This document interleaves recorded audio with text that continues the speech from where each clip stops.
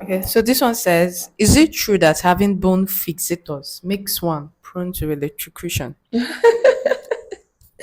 Okay, so we deal with lots of hardwares in orthopedics. Yes. Lots and lots of hardwares. Okay, so so the X fix, okay, it's what is the external, okay, so it's what hangs out after we fixed in the bone, so it's found on the skin. No, it doesn't make you prone to electrocution.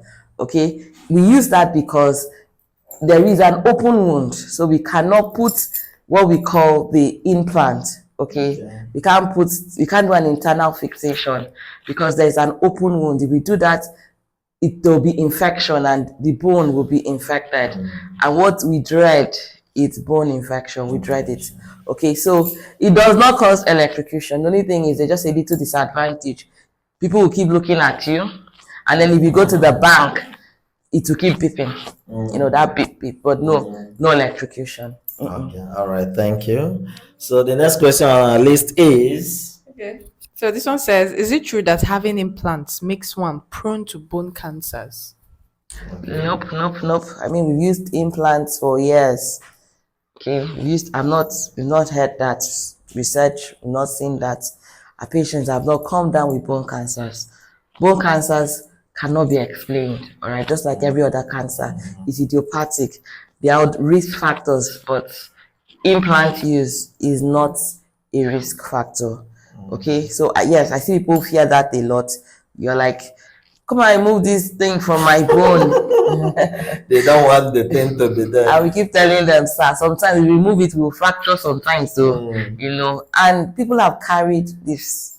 They are made of titanium. Some of these are made of steel, and they function in the body. The only, like I said, the only disadvantage is when you pass through a checkpoint, you always have that beep. It's always that beep, yes, because of the metal. Okay, that will lead to another question. This implant, how long should someone carry the implant before? Is it for throughout his lifetime? People carry it for or life. can they carry it for some years and then they will remove it? Well, it depends on your pocket. This is Nigeria. Depends on your pocket. To remove the implant, you have to do surgery. You have to pay for another surgery to remove implant. Okay. And then sometimes we go in, right, and we remove, and we're not able to remove the whole hardware. Okay. So I mean, this is Nigeria. Because some persons are scared. I don't want to have that metal in my life throughout my life. Yeah, it's removed. I've heard a lot of people say. So long as there is healing, okay, it's united, it can be removed.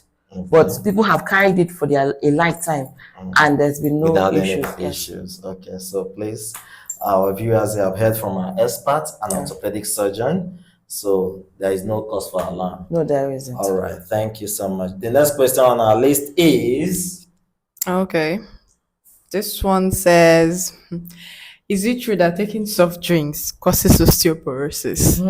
This one is funny, very funny. But Ma, can you react to that? Yeah, osteoporosis is the bone density is low. Okay. That's what osteoporosis actually means.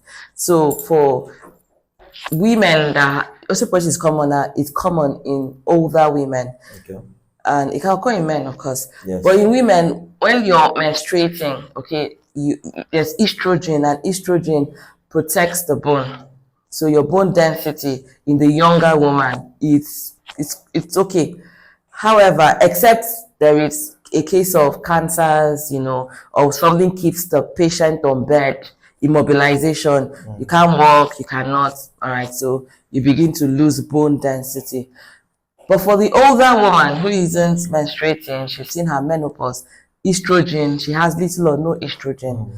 So for those subsets of women, we encourage them to take calcium as supplements, because they are prone to osteoporosis. All right. Now, soft drinks can cause osteoporosis. What causes osteoporosis is if you're not walking, if you're not moving. So you could be even as young as I am, menstruating, but if you move from your house to the car, from the car to your workplace, from the workplace back to your car, you basically don't walk, you don't move. you could have osteoporosis. Okay. Yes, you could have osteoporosis. So we are encouraging physical activity. Please walk. So people should Walk. park their cars. and Walk. Yes.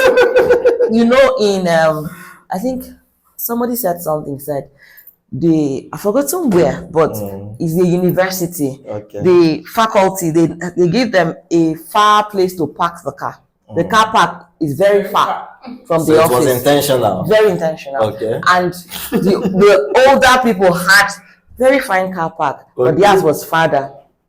The older people was more farther, yes. Okay. Because they encourage the young person always walk. Okay. But the other person after a while will do what, sit, and that's the end for the day. But they ensure that at least in the workplace, these people, at least they walk from the car park to their workplace, to the office. At least they get to walk. So we encourage people to walk. Please walk. Sometimes you don't need to always drive to, to the supermarket. If the supermarket is close to your house, you walk to the supermarket. Sister walk, my brother walk. It is good. Because that's what causes osteoporosis, basically. Oh, you have heard from the experts. So please, let's encourage. Walk to live. That's what we have for you. Walk to live. Walk to save your bones from osteoporosis. True. So because if you walk, walking has a lot of benefits. We are not even talking about just the bone. No, we are just talking about bone here. But it has a lot of health benefits. So we encourage people. And that method, I don't know if we can adopt that method of encouraging people to park their cars in very far places so they can walk. It's just a lifestyle stuff. Yeah, I remember another cause of osteoporosis in our environment. Prednisolone. Yeah.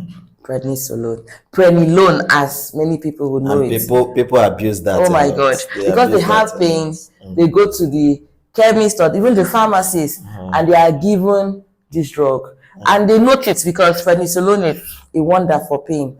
Do you understand? So once you take it, it numbs the pain. And so they keep it and they keep taking it over time. This is what happens. When you take it, your bones begin to soften. It becomes like paper. True.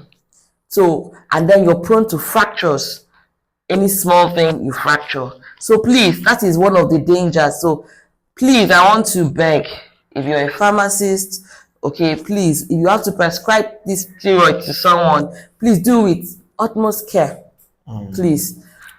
And it's a problem. It's a very common cause of low back pain too. Yes, because it's osteoporosis. The spine becomes osteoporosis. Yes. So that reminds me, you just called my attention to one of my patients I just managed this year. That was in January.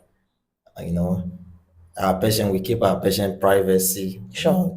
But the story is just for people to learn, because you mentioned that prednisolone. So you just reminded me of what I was battling with. The patient told me, before I start my treatment as a physiotherapist, I have to know what the patient is taking to know the effect of those medications on my therapy. So this man told me that he has been on prednisolone for 7 years on daily basis. Yeah. And looking at this man, the man is already deformed. There is pain virtually everywhere, every part of the body.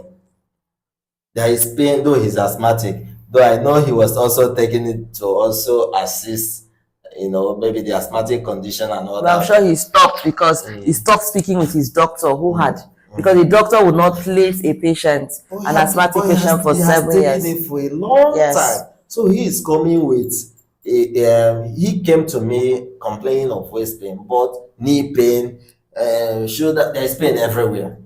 In fact, when he came, I started looking, he was showing signs of ankylosing spondylitis. Okay.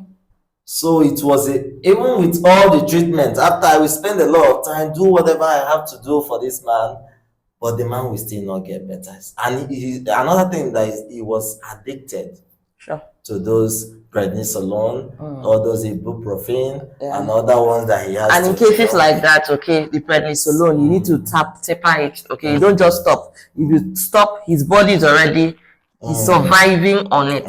So you need to start by reducing the dosage. Then you I referred him back to meet his GP, but he didn't go there. That's a problem. So he keeps on complaining that the pain is not going down, But we don't just have one way to these things. There are times you need to refer. There are some times you need to also look at certain things. Because I was seeing that as a problem. Also looking at other challenges that you might have, kidney issues due to prolonged use of NSAIDs. Exactly. Even the prednisolone affects. It's not just the bone, so it affects the kidneys. It's a lot. So please, let's be careful with our health. Don't just go to just enter chemist, enter pharmacy at because you're having pain. I know, we understand that you're having pains, but it's good you go to the experts. Seek for expert information and discuss. We have what we call drug review. You need to once in a while. It's not when they prescribe the drug, you start taking it for 5 years, you're still taking the same drug.